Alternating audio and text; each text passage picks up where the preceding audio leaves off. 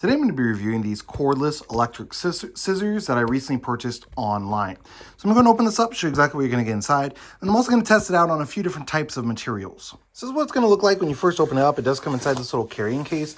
It is rechargeable, so when you're going through and using this, you can recharge it. So that's going to be a nice feature on there. It's going to charge right here on the back, it looks like. So I'm not sure if it needs to be charged before first use, so I'm going to go ahead and read the instructions real fast. So it didn't need to be charged, so you're going to go ahead and plug it in. They recommend charging it to 100% before use. So when it's charging, it's going to have this red light here right on the bottom. And then once it's done charging, that will change over to green. So I'll come back with you once this is charged. So you know it's charged because it is green. So let's go ahead and take it off the charger and test it out. Now, a couple of things. One thing I wanted to mention is this isn't going to actually turn on just by pushing this button. You're actually going to need to push this button here on top. So then that's going to be your power button. And then now you can then go through and use this cordless scissors like that. And then this will actually shut off on its own, so you don't have to push this again to shut it off. It'll actually time out on its own. So I do have a few different things I want to test out on here. So we're going to start off with a regular piece of paper just to see how well it cuts through something thin. Then I've got some other paper. I'm going to bunch it up and just test it out on that. So let's try with a regular sheet of paper first.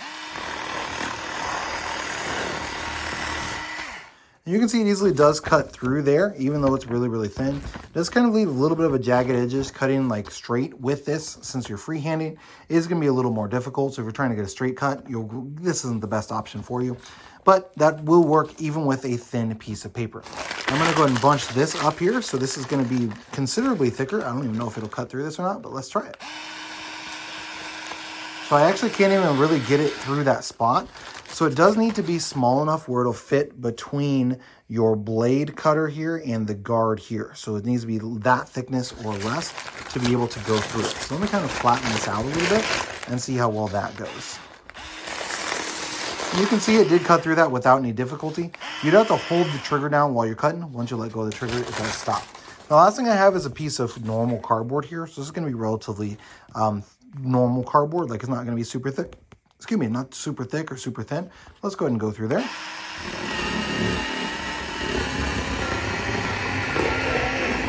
Now, it was a little bit more difficult. You did have to kind of put some pressure behind it just because it's then pushing the cardboard through this part here. So when you're cutting it, the cardboard kind of has to separate on this part. So this is something you'll keep in mind. It cuts through without any difficulty. It's really when it gets to here that it's kind of binding up. And then once you're through, it's not too terribly hard to cut all of the way through it like so. So overall, definitely a great option if you're looking to, maybe do an art project or crafts or something like that. This is going to work amazingly for those sorts of things. And like I said, can really cut through anything as long as it's small enough to fit between there and there on the cutter. One last thing I did want to give you was that measurement. So the thickness on that is going to be...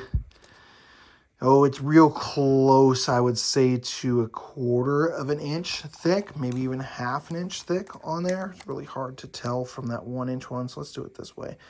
Yeah, that's going to be about 1/4 to 3/8 thickness is about what it could handle. I did want to also give you the measurements on this as well. So this is going to be a little over 9 inches, so about 9.5 inches long. And then width on this, is going to be about 2 inches or so wide.